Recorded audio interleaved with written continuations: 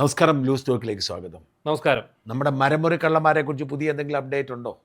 ഇവരുടെ ഒരു കഥ എനിക്ക് കിട്ടിയ ഒരു ഇവരെ ഈ 2016 മാംഗോ ഫോൺ ഉദ്ഘാടന വേദിയിൽ നിന്ന് അറസ്റ്റ് ചെയ്ത നമ്മളാണ് അതിന്റെ ഉത്തരവാദി. അതെ, മാംഗോ ഫോൺ, അതായത് അത് ഞാൻ അതിന്റെ പശ്ചാത്തലം പറയാം.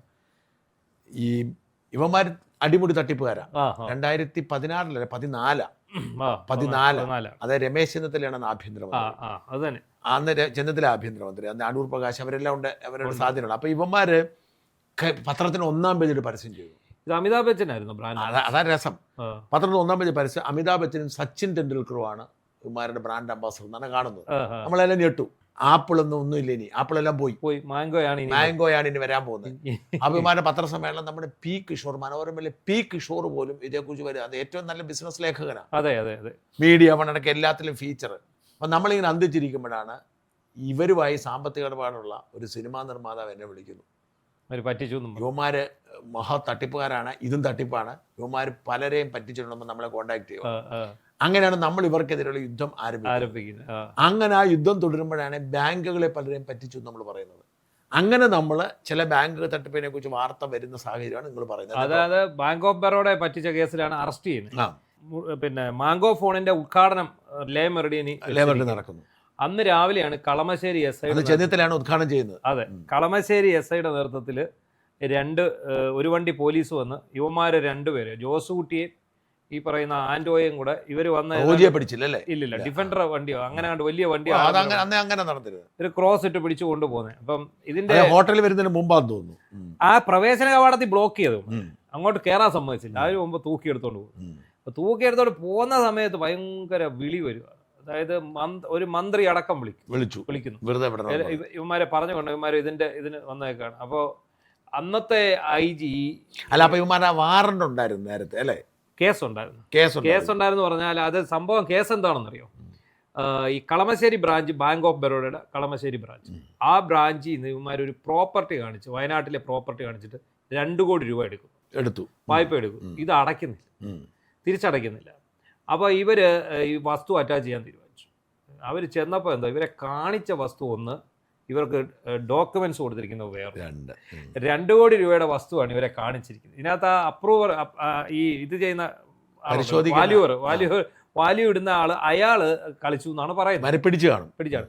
അതായത് ഇവര് കൊടുത്തിരിക്കുന്ന കണ്ണായ ഒരു വസ്തുണ്ട്, ആ വസ്തുവാണ് കാണിച്ചിരിക്കുന്നത്. അതിന് 2 കോടി രൂപയിൽ അധികം വില മതിക്കുന്ന വസ്തു. അതുകൊണ്ടാണ് ബാങ്ക് ഓഫ് ബറോഡ ലോൺ കൊടുക്കുന്നത്. അത് കണ്ടുകൊണ്ട് ബാങ്ക് ഓഫ് ബറോഡ ലോൺ കൊടുക്കുന്നു. പക്ഷേ അവർക്ക് കൊടുത്ത ഡോക്യുമെന്റ് അവിടെ കണ്ട് ഓണം കയറാൻ പോലും 20 ലക്ഷം രൂപ പോലും വില ഇല്ലാത്തൊരു സ്ഥലമാണ്. അപ്പോൾ ഇവര് വന്ന് നോക്കുമ്പോൾ എന്താണ് ഈ വസ്തു, നമ്മൾ ഈ പറഞ്ഞ കണ്ണായ സ്ഥലത്തുള്ള വസ്തു, 2 കോടി രൂപയ്ക്ക് അധികം വില മതിക്കുന്ന വസ്തു ഓൾറെഡി SBIയിൽ പൈസ എടുത്തിട്ട് തിരിച്ചടയ്ക്കാതെ SBI അറ്റാച്ച് ചെയ്ത് ജപ്തി ചെയ്ത് വിൽക്കാനിട്ടിരിക്കുന്ന വസ്തു. ഇതാണ് അപ്പോഴാണ് 3000 കോടിയുടെ ഫാക്ടറി. അപ്പോഴാണ് ഇത് വരുന്നത്. അപ്പൊ ഇവിടുന്ന് പോലീസ് അവിടെ ചെന്ന് അന്വേഷിച്ചു കഴിഞ്ഞപ്പോൾ ഇവന് വേണ്ടി ഇടപെടുന്നത് BJP-ക്കാരാണ് അവിടുത്തെ ന്യൂനപക്ഷ മോർച്ചയുടെ നേതാവാണ്. ആണ്. ഇപ്പൊ ഇവന്റെ വീട്ടിൽ പോയിരുന്നു. ഇവന്റെ വീട്ടിൽ ചെല്ലുമ്പോൾ ഈ ഉദ്യോഗസ്ഥന്മാർ ചെല്ലുമ്പോൾ ചുറ്റിനും ക്യാമറയാണ്. ഇവന്റെ അച്ഛൻ തളർന്നു കിടക്കുക, സ്ട്രോക്ക് വന്ന് തളർന്നു കിടക്കുന്നു.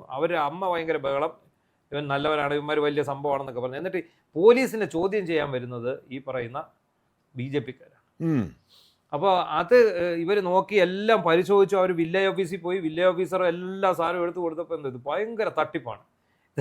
ഒരു വസ്തു കാണിക്കുന്നു, വേറൊരു വസ്തു ആധാരം വെക്കുന്നു, എടുത്തോണ്ട് പോകുന്നു. അത് ഒരു ഓണം കയറാമൂലാണ് ഈ വസ്തു. അങ്ങനെ ഇവരിത് ഉടനെ തന്നെ ചീറ്റിങ്ങിനും ഫോർജറിക്കും എല്ലാം കേസ് എടുത്ത് കഴിഞ്ഞപ്പോഴാണ് ഇവന്മാരോട് ഹാജരാകാൻ പറഞ്ഞിട്ട് ഇവന്മാർ വന്നില്ല. അപ്പൊ ഇവര് വീണ്ടും പോലീസിന്റെ നോർമലായിട്ട് അങ്ങ് പോയി. ഇത് എന്താ വർഷങ്ങളായിട്ട് കെട്ടിക്കിടക്കുന്ന കേസാണെന്ന് പറയുന്നത്. 2010 നടന്ന സംഭവമാണ്. അന്നേരമാണ് ഈ മാംഗോ ഫോണിന്റെ സംഭവം. അന്നേരം അവിടെ നിന്ന് ആരോ ഒരാൾ ഈ ഇവിടുത്തെ SIയെ വിളിച്ചിട്ട് പറഞ്ഞു, സാറേ നിങ്ങൾ തിരക്കി വന്ന ആൻഡോയും മറ്റൊരു താണ്ട് അവിടെ വരുന്നുണ്ട്, ഇന്നത്തെ പത്രത്തിൽ പരസ്യമുണ്ട്, ഇത് ഇവന്മാരുടെ. അപ്പോഴാണ് പോലീസ് പറയുന്നത് ഇത് ഇവന്മാരുടെ. അപ്പം തന്നെ പോയി പിടിച്ചോണ്ട് വന്നോടെ ഈ സ്റ്റേഷനിൽ കൊണ്ടുവന്നോണ്ടേ ഇവന്മാർ ജാട ഇറക്കി, ഭയങ്കര ജാട ഇറക്കിയപ്പോൾ എന്തോ ഒരു തുണി മൊത്തം അഴിപ്പിച്ചു. കോട്ട സൂട്ട് വിട്ട് ഉദ്ഘാടനത്തിന് വന്നവന്മാർ മൊത്തം അഴിപ്പിച്ച് അണ്ടർവെയർ മാത്രം ഇട്ട് സെല്ലി കയറ്റി നിർത്തി. ഇവരെ ഇറക്കാൻ വന്നതായിരുന്നു നികേഷ് കുമാർ. നികേഷ് എന്ന ഇടപാടുണ്ടായിരുന്നു. നികേഷ് അപ്പൊ പറയുന്നത് ഞാൻ ഇവന്മാരെ കൊണ്ടാ ജീവിക്കുന്നത്. നമ്മൾ അന്ന് വാർത്ത ചെയ്യുമ്പോൾ കറക്റ്റ് ആയിരുന്നു. അതെ, നികേഷ് എന്നിട്ട് ഇറക്കിയവന്മാരെ അല്ല റിമാൻഡ് ചെയ്തു. അപ്പൊ ഈ മഹിപാൽ യാദവ് ആയിരുന്നു IG, ദിനേശ് എന്ന് പറഞ്ഞ കമ്മീഷണർ, പഴയ ദിനേശ്. അപ്പൊ ഇവര് ഈ അന്വേഷണ ഉദ്യോഗസ്ഥനോട് ഫയൽ കൊണ്ടുവരാൻ കൊണ്ടുവന്ന് കൊടുത്തപ്പോ എന്തോ മുട്ടൻ തട്ടിപ്പല്ലേ. അവർ പറഞ്ഞു ഒന്നും നോക്കണ്ട, മേളിൽ നിന്ന് വിളിയൊക്കെ ഉണ്ട്, ഒന്നും നോക്കണ്ട, തട്ടി അകത്തിടാന്നേരം ഭയങ്കര ജാട. ഇവനെ അങ്ങ് ഭയങ്കരമായിട്ട് ജാട ഇറക്കി ഈ അന്വേഷണ ഉദ്യോഗസ്ഥന്റെ അടുത്ത്. അവസാനം അയാൾ എന്ത് ചെയ്തു, അയാൾ കസ്റ്റഡി മേടിച്ചു. വീണ്ടും പിന്നെ ഈ തുണി കുറിച്ച് രണ്ടാമത് തുണി അഴിച്ചിട്ടു, ഇതിനകത്ത് കൊണ്ടിട്ടു. ഇട്ട് ആ കേസ് ഇപ്പോഴും നിലനിൽപ്പുണ്ട്. ഈ കേസ് ബാങ്ക് ഓഫ് ബറോഡയെ പറ്റിച്ചതല്ലേ. പിന്നെ അത് കഴിഞ്ഞിട്ടാണ് ഇവന്മാര് പറ്റിക്കുന്നതാണ് ഓടി കാർ. ഒരു ഓടി കാർ അവിടെ നിന്ന് എടുക്കുന്നു, അതും ഇവിടെ നിന്ന് തന്നെയാണ്. എന്നിട്ട് ഇവന്മാർ ഈ കാറുമായിട്ട് ഇവിടുന്ന് പോകും. ആദ്യത്തെ ഗഡു മാത്രം അടച്ചിട്ടുണ്ട്, ഫൈനാൻസറും ഉണ്ട്. ഇവന്മാർ ആരാണ്ട് ഫൈനാൻസറുടെ കയ്യിൽ നിന്ന് പൈസ എടുത്ത് ഓടി കാറുമായിട്ട് ഇവന്മാർ പോയി. പിന്നെ 5 പൈസ ഇല്ല, കാറും ഇല്ല, വിവരമില്ല. ഇവന്മാരെ തപ്പി നടക്കുക. അവസാനം പോലീസിൽ കൊണ്ട് കേസ് കൊടുത്തു. അന്നേരം ആ കേസും ഇതിനകത്ത് പൊക്കിയെടുത്തു. ഈ ഇവന്മാർക്കൊരു പോർഷെ കാർ ഉണ്ടായിരുന്നു, അത് ഇതുപോലെ തന്നെയായിരുന്നു. ഈ പോർഷെ കാർ സത്യം പറഞ്ഞ് എനിക്ക് പരിചയമുള്ള ആൾ ഈ പോർഷെ കാർ പിടിക്കാൻ ചെന്നു. അതായത് അയാളെ പറ്റിച്ചത് കൊണ്ട് പോർഷെ പിടിച്ചു കഴിഞ്ഞപ്പോൾ ഇത് ഓൾറെഡി പോർഷെ കാർ വേറെ ഏത് ബാങ്കിലെ പറ്റിച്ചിരിക്കുന്നത്. അങ്ങനെയാണ് എനിക്ക് വിവരം തരുന്നത്. അതായത് അടിമുടി തട്ടിപ്പ് മാത്രം നടത്തി ജീവിച്ചൊരു വർഗം. അത് വേറെ ഉണ്ട്. ഇവന്മാര് പിന്നെ ഒരു പുതിയ ടോറസ് ലോറി ഇറങ്ങി. ഈ ലോറിയുടെ ഷോറൂം ഇവന്മാരങ്ങ് എടുത്തു, ഇതിന്റെ പിന്നെ എക്സ്ക്ലൂസീവ് ഷോറൂം. എന്നിട്ട് 15 ലക്ഷം രൂപ വീതം 5-6 പേരെ മേടിച്ചു, ഫ്രാഞ്ചൈസി മേടിച്ച്. ലോറി ഇല്ല, ഷോറൂമും ഇല്ല, ഒരു സുപ്രഭാതി. ആ വകയിൽ വേറെ തട്ടിപ്പ്. അല്ല, തട്ടിപ്പ് മാത്രമാണ് നടത്തിയത്, അടിമുടി തട്ടിപ്പ്. അതായത് കേരളം കണ്ട ഏറ്റവും വലിയ തട്ടിപ്പ് വീരന്മാരാണ്, സകലരെയും പറ്റിച്ച്. റോജിയായി ഇതിന്റെ ബുദ്ധി കേന്ദ്രം എന്നാണ് എന്നോട് ഒരു അന്വേഷണ ഉദ്യോഗസ്ഥൻ പറഞ്ഞത്. റോജി എന്ന് പറയുന്നതാണ് ബുദ്ധി കേന്ദ്രം. ഇവന്മാരുണ്ട്. പിന്നെ ഇവന്മാർ എന്ത് വാചകം അടിച്ച് നീക്കും. കഴിഞ്ഞ ദിവസം നമ്മൾ ഇങ്ങനെ ഒരു വീഡിയോ ഇട്ടു, അതിനടി ഒരാൾ വന്ന് കമന്റ് എടുത്തേക്ക്, ഇവന്റെ അപ്പനും ഇങ്ങനായിരുന്നു, ഇതുപോലെ തട്ടിപ്പായിരുന്നു, എനിക്ക് 5 ലക്ഷം രൂപ തരാറുണ്ടെന്ന് എന്നെ കൊണ്ടുവരുന്നത്. നമ്മുടെ അതിനടി കമന്റ് ഇട്ടിരിക്കുക. അടിമുടി തട്ടിപ്പുകാര്. ഈ തട്ടിപ്പ് ആണ് അവന്മാരെ മാർക്കാൻ വേണ്ടി എളുപ്പവഴി ചാനൽ കണ്ടെത്തി തട്ടിപ്പിന് വ്യാപ്തി കൂടി എന്തും ചെയ്യാമല്ലോ. അതെ, രാജാവൻ പോലീസ് കമ്മീഷണർ കൊടുത്ത് ഇങ്ങനെ നടക്കുന്ന പടമല്ലേ വന്ന്. പോലീസ് കമ്മീഷണർ ഇവന്റെ പുറകെ ഭവ്യതയോടെ നടക്കുന്ന അവസ്ഥ. ഇവന് നെഞ്ചും വിരിച്ചു നടക്കുന്നു, പോലീസ് കമ്മീഷണർ പമ്മി നടക്കണം. ഞാൻ പറഞ്ഞു, ഇവനെ പിടിച്ച് ഇത്തവണയെങ്കിലും പൂട്ടാൻ പറ്റിയില്ലെങ്കിൽ കേരളത്തിന്റെ അവസ്ഥ അതില്ല. ഇവരെയൊക്കെ മറികടന്ന് വളർന്നു പോകും. അപ്പൊ അസാധ്യ തട്ടിപ്പാണ്. അസാധ്യ തട്ടിപ്പെന്ന് മാത്രമല്ല, അതിനകത്ത് യാതൊരു ഉളുപ്പും ഇല്ലാതെ കഴിഞ്ഞ ദിവസം 5 ചോദ്യം ചോദിച്ചു, 6 ചോദ്യം.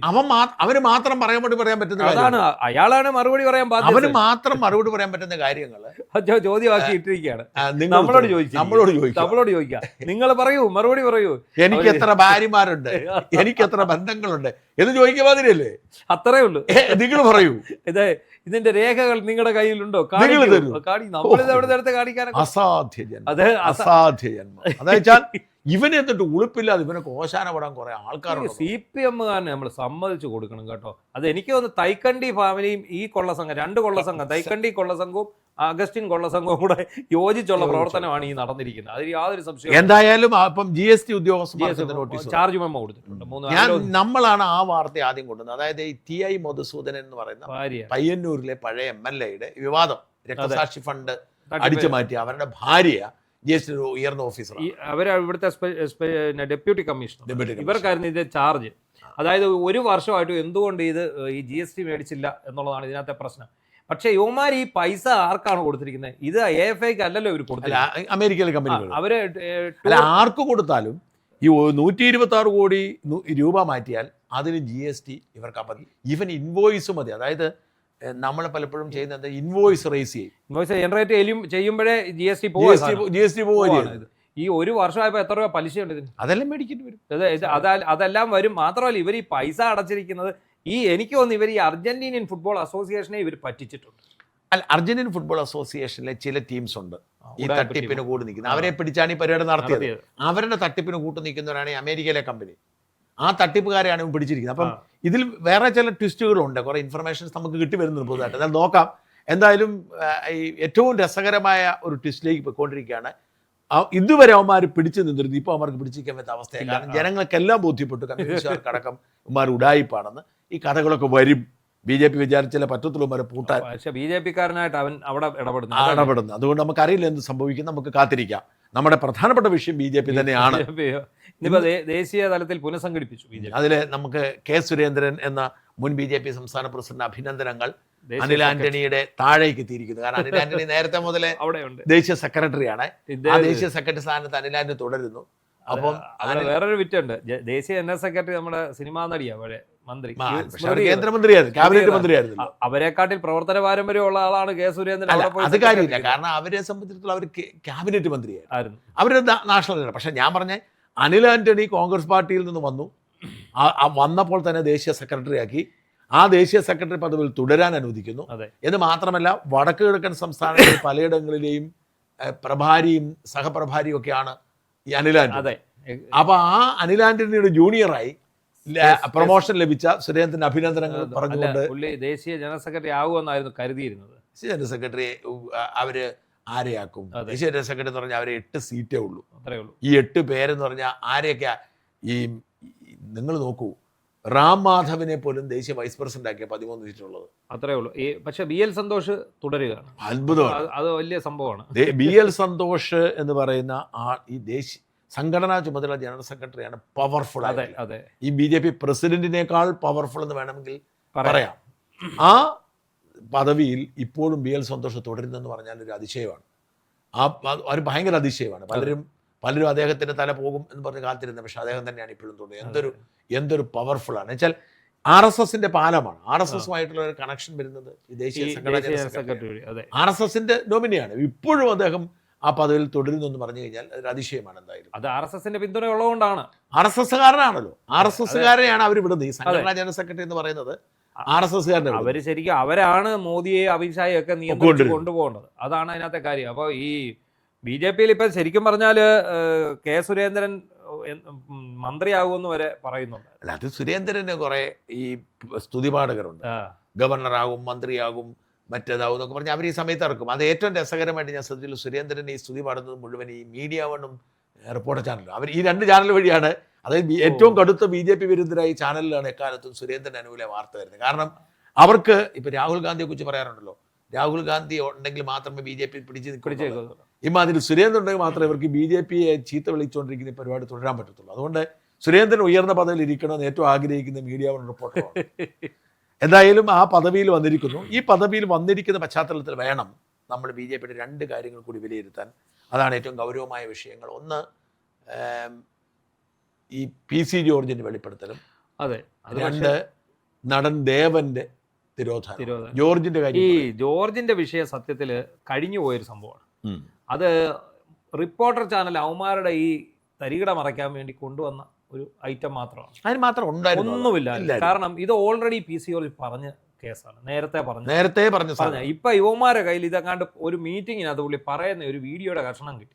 ആ വീഡിയോയുടെ കഷ്ണം കിട്ടി അത് വെച്ച് ചെയ്തത്. അപ്പൊ PC ജോർജ് തന്നെ പറയുന്നുണ്ട്, യവന്മാരാകെ പെട്ട് കിടക്കുക, അപ്പൊ ആരെയും നെഞ്ചത്തോട്ട് കയറണം, അതിന് എന്റെ നെഞ്ചത്തോട്ട് കയറി, ഇതിനകത്ത് എന്തോ വാർത്തയെന്ന് ആരും അത് പിടിച്ചില്ലല്ലോ, ഏറ്റവും പിടിച്ചില്ല. അത് മാത്രമല്ല ഇവരെ ശ്രദ്ധ തിരിക്കാൻ വേണ്ടി പല പരിപാടികളും. ബിഗ് ബ്രേക്കിംഗ്, ഇതിന്റെ അകത്ത് ശ്രദ്ധിച്ചത് മുഴുവൻ ബിഗ് ബ്രേക്കിംഗ് എന്താണെന്ന് അറിയാൻ ജനത്തിന്റെ ആകാംക്ഷയാണ്. എന്നെ പലരും വിളിച്ചു ചോദിച്ചപ്പോൾ ഞാൻ അപ്പോഴേ പറഞ്ഞിരുന്നു, പ്രത്യേകിച്ച് ഒന്നും കാണത്തില്ല. ഇവന്മാർ ബിഗ് ബ്രേക്കിംഗ് ഇവന്മാർ പറയുന്നുണ്ടെങ്കിൽ ഉറപ്പായിട്ടും അതൊരു തട്ടിപ്പായിരിക്കും. കാരണം ഇവന്മാർ മറ്റേ ബെന്നി സാറിനെ രാവിലെ 8 മണിക്ക് കേരളം നടുങ്ങൂന്ന് പറഞ്ഞു. 7:30 ആയപ്പോഴേ ഏഷ്യാനെറ്റ് കയറി. അതുപോലത്തെ ഊളത്തരങ്ങളെ മാതിരി ചെയ്യുന്നത്. കാരണം തട്ടിപ്പാണല്ലോ ഇവന്മാർക്ക് അറിയാം. അതിനകത്ത് എന്താണെന്നറിയോ, ഈ ഇവന്മാര് 3 എണ്ണത്തിൽ 2 എണ്ണം സ്ഥിരം അകത്ത് പോക്കുണ്ട്. ഈ റോജി പോകത്തില്ല. റോജി ഒറ്റ കേസിലേ പോയുള്ളൂ, അത് ഈ മുട്ടിമരം മുറി കേസിനകത്ത്. അതുകൊണ്ടാണ് ഇവന്മാർക്ക് ഇത്രയും പക അവരോട്. ഈ റോജിക്കൂടെ അകത്ത് പോകേണ്ടി വന്നല്ലോ. അതുകൊണ്ടാണ് ഈ ബെന്നിയോട് പക, DYSP ആയിരുന്ന ബെന്നിയോട് പക. അതാണ് അതിന്റെ പേരിലാണ് അവന്മാർ ആ കള്ളക്കേസ് ഉണ്ടാക്കിയതും നാളെ കേരളം നടുങ്ങുമെന്നും പറഞ്ഞ് ഈ സാധനം കൊണ്ടുവന്ന്. എന്നിട്ട് ഇപ്പൊ അത് കോടതിയിലൊക്കെ പോയി പിടിച്ചു കൊണ്ടുവന്ന് വെച്ച് ഒരു സൈഡിൽ കൂടെ അത് അപ്പൊ ജോർജിന്റെ കാര്യത്തില് ഇതിന്റെ അകത്ത് ആകെപ്പാടെയുള്ള ഒറ്റ കാര്യം എന്നാന്ന് വെച്ചാൽ, ജോർജ് പറയുന്ന 4.5 കോടി രൂപ ചെലവാക്കിയത് 40 ലക്ഷം രൂപയെ നമുക്ക് 45 ലക്ഷം രൂപയെ നമുക്ക് ഒരു നിയമസഭയെ ചെലവാക്കാൻ. ഇതാണ് അതിന്റെ ഒരു സാങ്കേതിക പ്രശ്നം.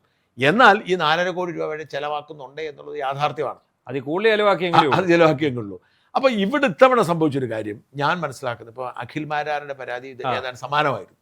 ഞാൻ മനസ്സിലാക്കുന്ന ഒരു സംഗതി എന്താണെന്ന് വെച്ചാൽ, ഈ എത്ര രൂപ ഇവിടെ കേരളത്തിൽ ഈ നിയമസഭാ തെരഞ്ഞെടുപ്പിൽ BJPയേക്കാൾ പണം മുടക്കിയത് CPM ആണ്.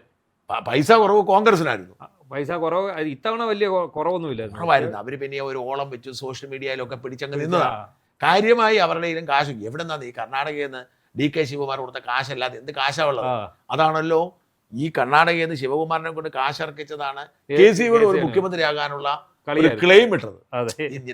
നിങ്ങൾക്കൊക്കെ കാശ് തന്നത് ഞാനല്ലേ, അതുകൊണ്ട് നിങ്ങൾ എൻ്റെ കൂടെ നിൽക്കണം. അവരെല്ലാം കൂടെ നിന്നു, പ്രയോജനം ഉണ്ടായിരുന്നത്. പറഞ്ഞിട്ട് കാര്യം ഏതാണ്ട് 2 കോടി രൂപ വെച്ച് കൊടുത്തെന്നാ പറയുന്നത് എല്ലാ കോൺഗ്രസ് സ്ഥാനാർത്ഥികൾക്കും ഈ ഒരു പരിപാടിയിൽ. അപ്പൊ ഇവിടെ പ്രോബ്ലം എന്ന് വെച്ചാൽ BJP സംഭവിച്ചൊരു കാര്യം, സാധാരണഗതിക്ക് BJPയുടെ സ്ഥാനാർത്ഥിയാകാനായിട്ട് ഭയങ്കര ഇടിയാണ്, കോൺഗ്രസ് ഉള്ളതിനേക്കാൾ ഇടിയാണ്. അതിന്റെ കാരണം എന്താ വെച്ചാൽ തോക്കൂന്ന് ഉറപ്പാണല്ലോ. തോക്കൂന്ന് ഉറപ്പാകുമ്പോൾ കടം വീട്ട ഇവർക്ക് കടം വീട്ട. അതെങ്ങനെയാ ചെയ്തതെന്ന് വെച്ച് കഴിഞ്ഞാൽ ഈ കേന്ദ്ര നേതൃത്വം ഫണ്ട് കൊടുക്കും. കാരണം അവർക്ക് കേരളം ഒന്നും ശ്രദ്ധിക്കാൻ നേരമില്ല. അപ്പൊ അവർ പല സ്ഥലം സംബന്ധിച്ച് വരുമ്പോൾ കേരളത്തിനും ഇത്ര സീറ്റ് വെച്ച് സീറ്റ് കൊടുക്കും. അപ്പൊ അവിടെ ഒരു ഫണ്ട് കിട്ടും. പിന്നെ ഇവർക്ക് പിരിക്കാമല്ലോ. ഞാൻ പറഞ്ഞ CPM-ഉം കോൺഗ്രസും പിരിക്കുന്ന പോലെ തന്നെ അവർ പിരിക്കും, മണ്ഡലത്തിൽ പിരിക്കാം. അതായത് അത്യാവശ്യം കാശുള്ള എല്ലാവരും കൊടുക്കും, പ്രത്യേകിച്ച് കേന്ദ്ര ഭരണം കൊണ്ടുള്ളത്. അതുകൊണ്ടാണ് അപ്പൊ ഇവരെന്ത് ചെയ്യുന്നത്, പരമാവധി ചെലവ് ചുരുക്കിയിട്ട് ഇവർ ലാഭം ഉണ്ടാക്കി ഇവർക്ക് പൈസ നടത്തുന്നത്. അതൊരു ബിസിനസ്സാണ് സത്യത്തിൽ. ഈ തെരഞ്ഞെടുപ്പ് മത്സരം എന്ന് പറയുന്നത് ഒരു ബിസിനസ്സാണ്. അതാണല്ലോ BDJS സീറ്റ് ബലം പിടിച്ച് മേടിക്കുന്ന, അല്ലാതെ ആ സീറ്റ് മുഴുവൻ അവർക്ക് വിൽക്കുക. അതെ, അതായത് അവർക്ക് BDJSന് പരമാവധി സീറ്റ് കിട്ടിയാൽ പരമാവധി കാശ്, അത്രേ ഈ രീതിയിലാണ് പൊയ്ക്കൊണ്ടിരിക്കുന്നത്. അപ്പൊ അവിടെ ഇത്തവണ BJP വരുത്തൊരു മാറ്റമുണ്ട്.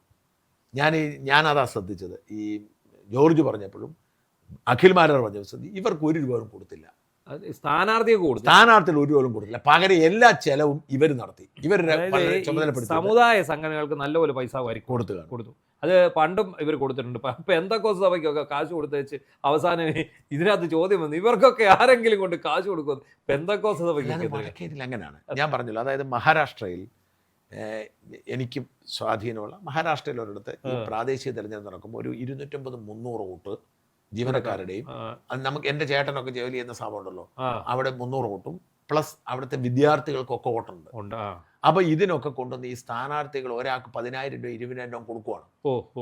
അപ്പൊ എനിക്ക് നമ്മുടെ മലയാളി പിള്ളേർ അവിടെ ജോലി ചെയ്യുന്നവന്മാരെ, എനിക്ക് അവിടെ നമ്മുടെ കുറെ പിള്ളേരുണ്ട് അവിടെ, അവന്മാർ പറയുന്നത് എങ്ങനെയാണെന്ന് വെച്ച് കഴിഞ്ഞാൽ അവന്മാർ എല്ലാവരും മേടിക്കും, കാശ് മേടിച്ച് ബലം പിടിച്ചിട്ട് ഇമാർ 20,000 രൂപ ഒരു ഇലക്ഷൻ കഴിയുമ്പോൾ അവിടുത്തെ ഒരു തദ്ദേശ സ്വയം മുനിസിപ്പൽ തെരഞ്ഞെടുപ്പ് കഴിയുമ്പോൾ ഒരു 1.5 ലക്ഷം രൂപ പോക്കറ്റിൽ കിടക്കും. ഈ രാഷ്ട്രീയമാണ് ഇവരിവിടെ പയറ്റിയത്.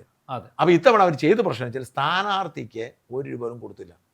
അപ്പൊ അതാണ് അഖിൽമാരാർ പറഞ്ഞത്, എൻ്റെ ഒന്നും കിട്ടിയില്ല എന്ന് പറഞ്ഞപ്പോൾ ഞാൻ കിറ്റക് സാബുവിനെ വിളിച്ചു ചോദിച്ചു. അദ്ദേഹം പറഞ്ഞു എല്ലാ ചെലവും ഞങ്ങളെ നടത്തിയെന്ന് പറഞ്ഞു. അപ്പം സാബുവിന്റെ സ്ഥാനാർത്ഥികൾക്ക് കാശ് മുഴുവൻ സാബുവിനാണ് കൊടുത്തത്. BJPയുടെ ഇവർ വേറെ 1-2 സോഴ്സ്. അപ്പൊ എന്നാ PC ജോർജിന് 1 രൂപ പോലും കിട്ടിയിട്ടില്ല. തെരഞ്ഞെടുപ്പിൽ ആദ്യമായിട്ടായിരിക്കും ജോർജിനായിരിക്കും ചിലപ്പോൾ കിട്ടിയത്. ആർക്കും കൊടുത്തില്ല. ഇവര് സ്ഥാനാർത്ഥികൾക്ക് കാശ് കൊടുത്തില്ല. അതായത് ചെലവ് മുണ്ട്, അതായത് ഇപ്പൊ നിങ്ങളൊരു മറ്റേ ജോർജ് ഷോൺ എന്നോട് പറഞ്ഞൊരു കഥയുണ്ട്. ഷോണിന്റെ തെരഞ്ഞെടുപ്പിലെ ഇടയ്ക്ക് എന്തോ ഒരു ചെളി പറ്റിയിട്ട് ഷോണിന് ഒരു മുണ്ടും ഷർട്ടും ഒരു ഷഡ്ഡിയും മേടിക്കേണ്ടി വന്നു. അതുപോലും കണക്കിലുണ്ടായിരുന്നു.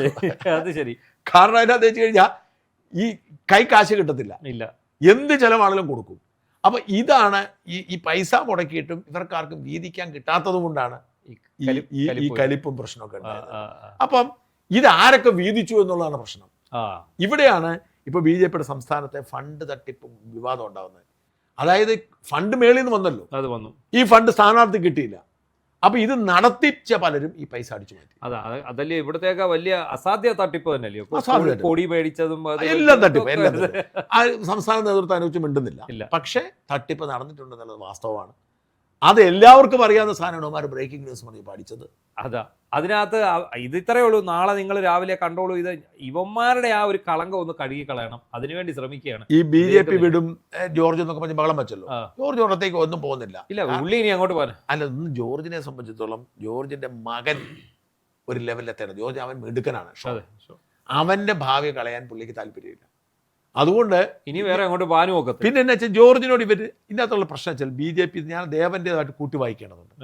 BJP സംസ്ഥാന നേതൃത്വത്തിന്റെ ഒരു കുഴപ്പം എന്താണെന്ന് വെച്ചാൽ കേരളത്തിലെ ഏതെങ്കിലും ഒരു രാഷ്ട്രീയ പാർട്ടിയിലേക്ക് ആളുകൾക്ക് വരാൻ താല്പര്യമുള്ള അന്തരീക്ഷം BJPയിലേക്കാണ്. അത് കോൺഗ്രസിൽ നിന്നും വരും, CPM-ൽ നിന്നും വരും, അല്ലെങ്കിൽ അല്ലാത്തൊരു സിനിമാ താരങ്ങൾ വരും, സ്പോർട്സ് താരങ്ങൾ. പക്ഷേ ഈ വരുന്നവരെ എങ്ങനെ പോച്ചു ചാടിക്കാമെന്നാണ് സംസ്ഥാന നേതൃത്വം. അത് ഇപ്പോഴാണെങ്കിലും മുമ്പത്തെ പണ്ട് തൊട്ടേ അതാ ചെയ്തോണ്ടിരിക്കുന്നത്. പണ്ട് ആരെയും കൊണ്ടിരുത്തില്ലായിരുന്നു.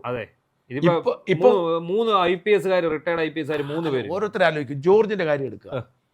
ജോർജ് ഈ BJP-യിലേക്ക് വരുമ്പോൾ BJP-ക്ക് ശരിക്കും പറഞ്ഞ മുതൽക്കൂട്ട. കാരണം ജോർജിന് ക്രിസ്ത്യൻ കമ്മ്യൂണിറ്റി സ്വാധീനമുണ്ട്, വലിയ സ്വാധീനമുണ്ട്. അപ്പോൾ ഇത് മുതലെടുക്കണമെന്ന് ജോർജിന് ഇമ്പോർട്ടൻസ് കൊടുക്കണം. ജോർജിന് ഒരു പദവിയും കൊടുത്തില്ല. മകനെ വൈസ് പ്രസിഡന്റ് ആക്കി, ഓക്കെ. പക്ഷെ ജോർജിനോട് പറഞ്ഞിരുന്നത് 2 കാര്യങ്ങളായിരുന്നു. ഒന്ന്, ജോർജിനെ പത്തനംതിട്ട ലോക്സഭാ സീറ്റ് കൊടുക്കാം. കഴിഞ്ഞ പ്രാവശ്യം പത്തനംതിട്ട ലോക്സഭാ സീറ്റ് ജോർജിന് കൊടുത്തായിരുന്നെങ്കിൽ റിസൾട്ട് കിട്ടുമായിരുന്നു. അത് നമ്മളൊക്കെ പറഞ്ഞാണ്, നമ്മളൊക്കെ പ്രതീക്ഷിച്ചിരുന്ന. കൊടുത്തില്ല. ഇനി അതിനുശേഷം ജോർജിനോട് പറഞ്ഞിരുന്നത് ദേശീയ ന്യൂനപക്ഷ കമ്മീഷന്റെ വൈസ് ചെയർമാൻ ആക്കുന്നായിരുന്നു. നമ്മുടെ ജോർജ് കുര്യൻ ഇരുന്ന പദവിയിൽ ക്യാബിനറ്റ് റാങ്കുള്ള. കൊടുത്തില്ല. അവ ജോർജിന് അത് കിട്ടുമെന്ന് പ്രതീക്ഷിച്ചിരുന്നെങ്കിലും ജോർജിന് കിട്ടിയില്ല. ജോർജ് കടുത്ത കലിപ്പിലായിരുന്നു. പക്ഷെ മകനെ ഓർത്ത് ജോർജ് ക്ഷമിച്ചു. ഇതിനിടെ ജോർജിന് അടുത്ത പാര വരുന്നത് ജോർജ് മത്സരിക്കാൻ ആഗ്രഹിച്ചേയിരുന്നില്ല. എവിടെ? പൂഞ്ഞാറിൽ. അവിടെ മത്സരിക്കാൻ പറഞ്ഞു. അപ്പൊ അവർ ഞെട്ടിപ്പോയി. കാരണം മകൻ പാലായിൽ ഫോക്കസ് ചെയ്ത് മത്സരിക്കുമ്പോൾ ഈ അപ്പന്റെ കഴിവുകൂടെ മകന് വേണ്ടി ഉപയോഗിച്ചാൽ റിസൾട്ട് കിട്ടും. അത് വേണ്ടെന്ന് അവരും വിചാരിച്ചു. അവർ ജോർജിനെ അങ്ങോട്ട് സ്ഥാനാർത്ഥിയാക്കി. അപ്പോൾ അടിമുടി ജോർജ് കലിപ്പിലാണെന്നുള്ള സത്യമാണ്. പക്ഷെ ജോർജ് മകനെ ഓർത്ത് ക്ഷമിക്കുകയാണ്. പാർട്ടി വിടത്തില്ല. ഇതാണ് എൻ്റെ ഒരു ജോർജിന്റെ കഥ. പുള്ളി ഇതുപോലെ കുറെ പേര് ഇരുന്ന ഒരു ചടങ്ങിലാണ് ഇത് പറഞ്ഞത്. പിന്നെ ജോർജിന്റെ രീതി ഉണ്ടല്ലോ. അതല്ല, പുള്ളി തിരുത്തി പറഞ്ഞോളൂ. അതിന്റെ പരിപാടി കഴിഞ്ഞു. തിരുത്തി പറയാന്ന് പറഞ്ഞാൽ ജോർജ് അങ്ങനെ പറഞ്ഞല്ലേ പണിയാവൂല്ലോ. അത് പറഞ്ഞ പണി അല്ല. പുള്ളിക്ക് വിടാൻ താല്പര്യമുണ്ടെങ്കിൽ പുള്ളി തിരുത്താൻ നിൽക്കണ്ടല്ലോ. അല്ല, ജോർജ് പാർട്ടി വിടുന്ന പ്രശ്നമേ. അപ്പൊ പിന്നെ അതുകൊണ്ടാണ് അദ്ദേഹം തിരുത്തി പറഞ്ഞത്. ജോർജിനെ സംബന്ധിച്ച് ഇനി ജോർജിന് ഒരു പരീക്ഷണം നടത്താൻ വയ്യ. ഇനിയില്ല, സമയമില്ല. ഇല്ല. അപ്പൊ ജോർജ് മകൻ രക്ഷപ്പെട്ട് പോട്ടെ. ജോർജിന് പക്ഷെ BJP എന്തെങ്കിലും മാന്യമായ പദവി കൊടുക്കേണ്ടതാണ്. അത് എന്നേ കൊടുക്കേണ്ടതാണ്. അത് കൊടുത്തിട്ടില്ല. ഇത് തന്നെയല്ലേ ഈ മറ്റേ പത്മജ വേണുഗോപാലിനെ കൊണ്ടുവന്നു. പത്മജ വേണുഗോപാലിനെ കൊണ്ടുവന്നിട്ട് പത്മജയ്ക്ക് മത്സരിക്കാൻ താല്പര്യമില്ലായിരുന്നു തൃശ്ശൂരിൽ. പത്മജയ്ക്ക് അറിയായിരുന്നു ക്ലച്ച് പിടിക്കത്തില്ലെന്ന്. പത്മജയെ പോണ്ടിച്ചേരിയിലോ മറ്റോ ലെഫ്റ്റനന്റ് ഗവർണർ ആക്കുന്ന പറഞ്ഞിരുന്നത്. കൊടുത്തില്ല.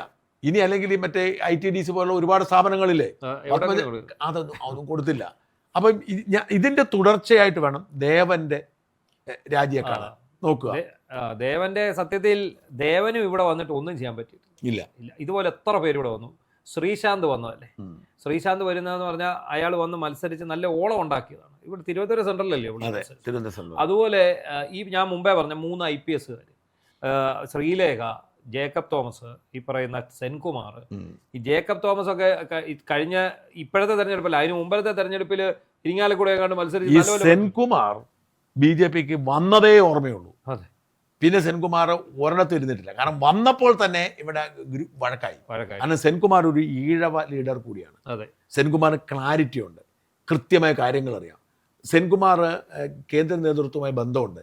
സെൻകുമാർക്ക് ഒരു ഐഡിയോളജി. പക്ഷേ ഇവര് സെൻകുമാറിനെ അടുപ്പിക്കാതെ അകത്തി, അതായത് ഇങ്ങോട്ട് വന്നതേ പോലെ പോയ ഒരാൾ സെൻകുമാർ. മത്സരിച്ചില്ല. സെൻകുമാർ ഒരു പദവി എടുത്തില്ല, മത്സരിച്ചില്ല. വന്നപ്പോ തന്നെ. പക്ഷെ പുള്ളിയാണ് ആശയ പ്രചരണ രംഗത്ത് ഇപ്പൊ ഫോക്കസ് ചെയ്തിരിക്കുകയാണ്. അങ്ങനെ ആലോചിച്ച് നോക്കൂ, കേരളത്തിന്റെ DGP ആയിരുന്ന, നന്നായി സംസാരിക്കാൻ അറിയുന്ന, നല്ല ഹിന്ദു ദർശനമുള്ള സെൻകുമാർ വർഗീയവാദി അല്ല. പക്ഷെ സെൻകുമാർ പറയുന്ന പല കാര്യങ്ങളും കേട്ട വർഗീയതയാന്ന് തോന്നും. ശരിയാ, പുള്ളി ഇടയ്ക്ക് പറയുന്നല്ലോ. അതിന്റെ പ്രശ്നം വെച്ചാൽ സെൻകുമാർ പറയുന്ന അദ്ദേഹത്തിന്റെ ഒരു ഹിന്ദുത്വ ദർശനത്തിന്റെ അടിസ്ഥാനത്തിൽ പറയുന്ന കാര്യങ്ങളാണ്. അത് വേറൊരാൾക്ക് വർഗീയതയാന്ന് തോന്നുന്നത് പറഞ്ഞിട്ട് കാര്യമില്ല. ഈ വർഗീയത എന്ന് പറയുന്നത് ഇവിടെ എങ്ങനെ ഉണ്ടാകുന്നത് നിങ്ങൾ ആലോചിച്ച് നോക്കൂ. ഞാൻ ഇന്ന് മാളയിലെ രാജു ഡേവിസ് പറഞ്ഞ സ്കൂളിനെ കുറിച്ച് വാർത്ത ചെയ്തിരുന്നു. ശ്രദ്ധിച്ചു നോക്കുന്നത് അറിയില്ല. അതായത് സംഭവം ഇതാണ്. രാജു ഡേവിസ് എന്ന് പറയുന്ന ഒരാൾ പാകിസ്ഥാനിലോട്ട് പൊക്കോളാം. അപ്പൊ ഈ പാകിസ്ഥാനിലേക്ക് പൊക്കോളാം പറഞ്ഞ് മാത്രം ഹൈലൈറ്റ് ചെയ്തിരിക്കുന്നത്. യഥാർത്ഥത്തിൽ എന്താ ഇതിന് പിന്നിലെ കാരണം? ഇയാള് ആ സ്കൂളിന്റെ പ്രിൻസിപ്പളും ഉടമയൊക്കെയാണ്. 13,000 പേര് പഠിക്കുന്ന വലിയ സ്കൂളാണ്. ഈ സ്കൂളിന്റെ ക്വാളിറ്റി കാരണം ഇവരെ ഇവിടുന്ന് നമ്മുടെ സൈനിക സ്കൂളിലേക്ക് എന്തൊരു അഫിലിയേഷനൊക്കെ ഉണ്ട്. അപ്പൊ ഈ സ്കൂളിൽ ഇയാൾ എന്ത് ചെയ്തു? സ്വാതന്ത്ര്യദിനമാണ് 50 വാഹനങ്ങളാണ് ആള് പിള്ളേരെ പിക്ക് ചെയ്യാൻ വേണ്ടി അയച്ചത്. എല്ലാ അധ്യാപകർക്കും വന്ന് അവധി കൊടുക്കാതെ പിള്ളേരെ കൊണ്ട്. പക്ഷെ പിള്ളേർ മിക്കരും വന്നില്ല. അപ്പൊ പുള്ളിയെ സംബന്ധിച്ചിടത്തോളം പുള്ളി കാശ് മുടക്കി ഒരു പരിപാടി പിള്ളേർ പുള്ളി കലിമൂത്തിട്ട് പുള്ളി പറഞ്ഞു അങ്ങനെ ഇന്ത്യൻ സ്വാതന്ത്ര്യദിനം ആഘോഷിക്കാൻ താല്പര്യം പാകിസ്ഥാൻ പോകാൻ പറഞ്ഞു. ഇതിനകത്ത് പുള്ളി മതമോ ഒന്നും ഉദ്ദേശിച്ചില്ല. പക്ഷെ പാകിസ്ഥാനിലേക്ക് പോകാൻ പറഞ്ഞ ക്രിമിനൽ കുറ്റമാണെന്നാണ് ഇവർ പറയുന്നത്. ഇയാൾക്കെതിരെ കേസെടുക്കുന്ന SDPIയും IUM-നും പരാതി കൊടുത്തിരിക്കുകയാണ്. അയാൾ ഉറച്ചു നിൽക്കുകയാണ്. നിങ്ങൾ ചെയ്തോളൂ, ഞാൻ പാകിസ്ഥാനിലേക്ക് പോകണം എന്ന് പറഞ്ഞത് ആലോചിച്ചു. അപ്പൊ ഇവിടെ വിഷയം ഉണ്ടാകുന്ന അങ്ങനെയാണ്, നിസ്സാരമായ കാര്യങ്ങളാണ്. അപ്പൊ അങ്ങനെ വേണം നമ്മൾ ഈ സെൻകുമാറിനെ കാണാനായിട്ട്. അപ്പൊ ഇനി അടുത്തത് നിങ്ങൾ പറഞ്ഞ ജേക്കബ് തോമസ്. അദ്ദേഹം ഇരിങ്ങാലക്കുട കഴിഞ്ഞ തവണ മത്സരിച്ച് ഇരിങ്ങാലക്കുടയുടെ ചരിത്രത്തിൽ ഏറ്റവും കൂടുതൽ വോട്ട് പിടിച്ച 2040 വോട്ട് 2021 തെരഞ്ഞെടുപ്പിൽ ഇരിങ്ങാലക്കുടയുടെ ചരിത്രത്തിൽ BJPക്ക് അതിന് ഇത്തവണ കൊടുത്തില്ല. അയാളെ അവിടെ നിർത്തി വീണ്ടും മത്സരിപ്പിക്കേണ്ടത് കൊടുത്തിട്ടില്ല. ആലോചിച്ചോക്കെ. പുള്ളി ഇപ്പൊ അന്വേഷണത്തിന് നിയോഗിച്ചിരിക്കുക, ഫണ്ട് തട്ടിപ്പിന്റെ അന്വേഷണത്തിന് നിയോഗിച്ചു. അതുപോലെ തന്നെ മേജർ രവി ഇടക്കാലത്തൊന്ന് പോവുകയും വരികയൊക്കെ ചെയ്തതാ. പക്ഷെ നല്ല വോട്ട് പിടിച്ചു, ഇത്തവണയും പിടിച്ചു. പക്ഷേ ഈ വോട്ട് പിടിച്ച ആളുകളോട് എന്ത് ചെയ്യണം? നിങ്ങൾ അവിടെ ഫോക്കസ് ചെയ്ത് നിൽക്കാൻ കോൺസെൻട്രേറ്റ് ചെയ്യാൻ പറയണം. അത് വരെ പറയത്തില്ല. അനിൽ ആന്റണിക്ക് പറ്റിയത് അനൂപ് ആന്റണിക്ക് പറ്റി എന്തായിരുന്നു? നിങ്ങൾക്ക് അറിയാമല്ലോ, നിങ്ങളുടെ നാട്ടുകാരനാണല്ലോ. തിരുവല്ലയിൽ അയാൾ കഴിഞ്ഞ തവണ തിരുവല്ലായി വർക്ക് ചെയ്തു. ഈ സീറ്റ് പ്രഖ്യാപിച്ച പുള്ളി അമ്പലപ്പുഴയ്ക്ക് അടിച്ചു. പക്ഷെ ഇത്തവണ പുള്ളിയുടെ യോഗമായിരുന്നു. പുള്ളി അതുകൊണ്ട് നേരത്തെ ഇവിടെ വന്നു. കാരണം പുള്ളിയായിരുന്നു സംസ്ഥാന ജനറൽ സെക്രട്ടറി. അതെ, ഇവിടെ വന്നു, പുള്ളി പണി തുടങ്ങി. അങ്ങനെ പുള്ളി രണ്ടാം സ്ഥാനത്തെത്തി. ആലോചിക്കുക. അതായത് ദീർഘകാലമായി അവിടെ MLA ആയിരുന്ന, മന്ത്രിയായിരുന്ന ആളെ 3ാം സ്ഥാനത്തേക്ക് 2ാം സ്ഥാനത്തെത്തി. അങ്ങനെ ഫോക്കസ് ചെയ്താൽ മാത്രമേ BJPക്ക് ജയിക്കാൻ പറ്റൂ. അത് പക്ഷേ ഒരു കുഴപ്പം വരുന്നത്, ഇനിയിപ്പോൾ ഇവിടുത്തെ സംസ്ഥാന നേതൃത്വം മാറുകയോ കേന്ദ്ര നേതൃത്വത്തിൽ ഒരു അല്പം അകൽച്ച അനൂപ് ആന്റണിക്ക് ഉണ്ടാവുകയോ ചെയ്താൽ ഇയാൾ അടുത്ത തവണ ഇവിടെ നിന്ന് കഷ്ടപ്പെടുന്നതിന്റെ ഒരു ഗുണം കിട്ടുന്നില്ല. അവസാന നിമിഷം അയാളെ കുറച്ച് ദൂരെ കളയും. അല്ല, ഇപ്പൊ സംസ്ഥാന നേതൃത്വം മാറാൻ സാധ്യത ഉണ്ടല്ലോ. ഇപ്പൊ തന്നെ സംസ്ഥാന നേതൃത്വത്തിനെതിരെ വലിയൊരു വികാരം ഇവിടെ കത്തിജ്വലിപ്പിച്ചുകൊണ്ട് വരുന്നുണ്ട്. അപ്പൊ ഇവരെല്ലാം, സുരേന്ദ്രൻ അടക്കം എല്ലാവരും എങ്ങനെയെങ്കിലും ഇയാളെ വലിച്ചു താഴെയാണ് നോക്കുന്നത്. അടുത്ത നിയമസഭാ തെരഞ്ഞെടുപ്പ് മുമ്പ് ഇത് മാറിയാൽ ഈ പുതുതായി വരുന്ന ആൾക്ക് വ്യക്തിപരമായ എന്തെങ്കിലും വിരോധം ഉണ്ടെങ്കിൽ അനൂപ് ആന്റണിക്ക് സീറ്റില്ല. ഇത് തന്നെയാണ് ഞാൻ പറഞ്ഞത്. ഇത് തന്നെയല്ലേ ജേക്കബ് തോമസിനെ പറ്റിയത്. അതെ, ഈ ശോഭാ സുരേന്ദ്രനെ അവിടെ ഇട്ട് അവസാനം നിഷ്കാസിതനാക്കിയില്ലേ സംസ്ഥാന പ്രസിഡന്റ്. അപ്പൊ ഇവർക്ക് റിസൾട്ട് ഉണ്ടാക്കാൻ ഒരു താല്പര്യമില്ല. ഞാൻ ദേവനിലേക്ക് വരാം. ദേവന് ഞാനും ഒരു 3 മാസം മുമ്പ് തൃശ്ശൂർ വെച്ച് കാണുന്നു. അത് നേഴ്സിംഗ് സമരത്തിന് ഞാൻ പോകുന്നുണ്ടല്ലോ. നമ്മുടെ തൃശ്ശൂർ വലിയൊരു കൺവെൻഷൻ നടത്തി. അപ്പോൾ നമ്മൾ എല്ലാ പാർട്ടിയിൽ നിന്ന് ഓരോരുത്തരെ കൊണ്ടുവരണം.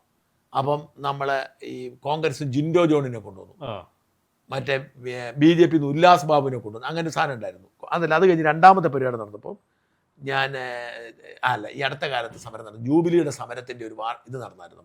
ജൂബിലി അമര സംയുക്ത സമരം ഈ അടുത്ത കാലത്ത് 2 മാസമായുള്ളൂ. അന്ന് ദേവനെ വിളിച്ചു. കോൺഗ്രസ് പാർട്ടിയിൽ നിന്ന് വന്ന ആരാ ഞാൻ മറന്നുപോയി. ദേവനെ വിളിച്ചു. അപ്പം ദേവൻ എന്നെ മാറ്റിയിരുത്തി, ആ തിരക്കിനെ മാറ്റിയിരുത്തി എന്നോട് പറഞ്ഞു, ഞാൻ മടുത്തു, ഞാൻ BJP വിടുവാണ്. കാരണം ഇവന്മാരെ ദേവന്റെ പ്രശ്നം എന്താ വെച്ചാൽ, ഈ ദേവൻ ഒറ്റ പ്രശ്നം ഞാൻ കാണുന്നുള്ളൂ. ദേവന്റെ വിചാരം ദേവന് വലിയ സ്വാധീനം ഉണ്ടെന്നും ദേവന് വലിയ ജനപിന്തുണ ഉണ്ടെന്നുമാണ് വിചാരം. പക്ഷെ പുള്ളി നിസ്വാർത്ഥനായ മനുഷ്യനാണ്, പാവത്താനാണ്. പുള്ളി പറയുന്നത് കാര്യം, പുള്ളി എന്നോട് വിശദമായി സംസാരിച്ചു. പുള്ളി പറയുന്നത്, പുള്ളിക്ക് കൊടുത്ത ഒരു വാക്കും അമിത്ഷായുമായിട്ട് ചർച്ച ചെയ്തിട്ടാണ് NDA ചേരാനാണ് ആദ്യം വരുന്നത്. പിന്നെ ആരും അനങ്ങിയില്ല. സ്വന്തം പാർട്ടി ഉണ്ടായിരുന്നല്ലോ. ആദ്യം അമിത്ഷായുമായിട്ട് ചർച്ച ചെയ്തത് NDA ചേരാനാണ്. അമിത്ഷാ ഓക്കെ പറഞ്ഞു. പിന്നെ ആരും വിളിച്ചിട്ടില്ല, കോൺടാക്ട് ചെയ്തിട്ടില്ല. പിന്നെ പുള്ളി എന്ത് ചെയ്തു? 2021 നിയമസഭാ തെരഞ്ഞെടുപ്പിൽ പുള്ളി 3 സ്ഥാനാർത്ഥികളെ പ്രഖ്യാപിച്ചു. കുമ്മനം രാജശേഖരൻ വന്നിട്ട് പുള്ളിയോട് പറഞ്ഞു, അത് പിൻവലിക്കണം, നമ്മളോടൊപ്പം നിൽക്കണമെന്ന് പറഞ്ഞു. അതിൽ ആ ഒരു ധാരണ ഉണ്ടാകാതെ പോയി. ഈ സമയത്ത് SDPI വന്നിട്ട് പുള്ളിയുടെ സ്ഥാനാർത്ഥിത്വത്തിന് വേണ്ടി പുള്ളിയുടെ ആൾക്കാരെ SDPI സീറ്റ് തരാം, അങ്ങനെ പുള്ളി അതെല്ലാം തള്ളിക്കളഞ്ഞു. പുള്ളി പറഞ്ഞു, ഞാൻ SDPI ചിന്തിക്കുന്ന പോലെ ഇല്ലെന്ന് പറഞ്ഞു. പിന്നീടാണ് അമിത്ഷാ ബന്ധപ്പെടുന്നതും പുള്ളി BJPയിലേക്ക് വരുന്നതും ഭാരവാഹിത്വം എടുക്കുന്നതും ഒക്കെ. പക്ഷെ പിന്നീട് പുള്ളി ഒരിടത്തേക്കും അടുപ്പിക്കത്തില്ല. ഈ പുതിയ പുള്ളിക്ക് പകരം പുതിയ വൈസ് പ്രസിഡന്റുമാരെ തീരുമാനിച്ചു എന്നറിഞ്ഞ് പുള്ളിയെ മാറ്റിയോ ഇല്ലോ എന്നുപോലും അറിയിച്ചിട്ടില്ല. പുള്ളി പറഞ്ഞ, ഞാൻ പരമാവധി ശ്രമിച്ചു, എനിക്ക് എന്തെങ്കിലും പണിതാ. പുള്ളി അമിത്ഷായോട് ചോദിച്ചു, പ്രൊപ്പഗണ്ട സെക്രട്ടറി എന്നൊരു പാസ്റ്റാണ്, എന്ന് വെച്ചാൽ ഒരു പോസ്റ്റ് ക്രിയേറ്റ് ചെയ്തൊരു, ഞാൻ പ്രചരണത്തിന് ചുമതലയേൽക്കാവുന്നതാണ്. പക്ഷെ ഇതൊന്നും കൊടുത്തില്ല. അപ്പം എവിടുത്തെ പ്രോബ്ലം എന്താണെന്ന് വെച്ചാൽ പരിപൂർണമായും അവഗണിക്കുകയാണ്. അത് അവഗണന സഹിച്ച് മുന്നോട്ട് പോകാൻ പുള്ളിക്ക് താല്പര്യമില്ല.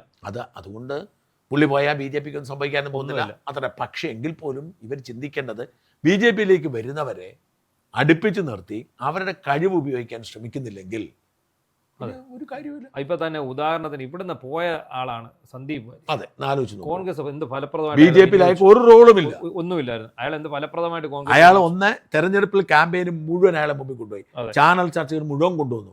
അയാൾക്ക് സംസ്ഥാന ജനറൽ സെക്രട്ടറി പദവി കൊടുത്തു, അയാൾക്ക് സീറ്റ് കൊടുത്ത് MLA ആക്കി. ഒരാളെ കൊണ്ടുവന്നാൽ അയാളുടെ കാലിബർ അനുസരിച്ച്. ഇപ്പോൾ പ്രശ്നം വെച്ചാൽ BJPയിലേക്ക് പോകാൻ ആഗ്രഹമുണ്ടെങ്കിലും ആരും ഊരുറപ്പിച്ച് പോകത്തില്ല, പോയിട്ട് പ്രയോജനമില്ല, ഒരു കാര്യമില്ല. അവിടെ ഉള്ള താപ്പാനകൾ അങ്ങോട്ട് അടുപ്പിക്കത്തില്ല. കാരണം അല്ലെങ്കിൽ യുവന്മാരെല്ലാം വെട്ടി നിരത്തി പുതിയ ഈ നിരയെ മുമ്പോട്ട് കൊണ്ടുവരണം. ഈ വരുന്നവരെ തന്നെ നേതൃനിരയിലേക്ക് കൊണ്ടുവരും. അല്ലെങ്കിൽ ഷോൺ ജോർജിനെ പോലെ കടുത്ത അതീവ സാമർഥ്യമുള്ളവരായിരിക്കും. വിഷയങ്ങൾ എടുക്കുക, ആ വിഷയത്തിന്റെ പുറകെ നടക്കുക, ആ വിഷയത്തിലൂടെ മെറിറ്റ് ഉണ്ടാക്കിയെടുക്കുക. അപ്പൊ അവൻ എക്കാലത്തും എന്നെ ഷോണിനെ ഒഴിവാക്കാൻ പറ്റത്തില്ല. കാരണം ഷോണിന് വലിയ ഇൻഫ്ലുവൻസ് ചർച്ചിലുണ്ട്.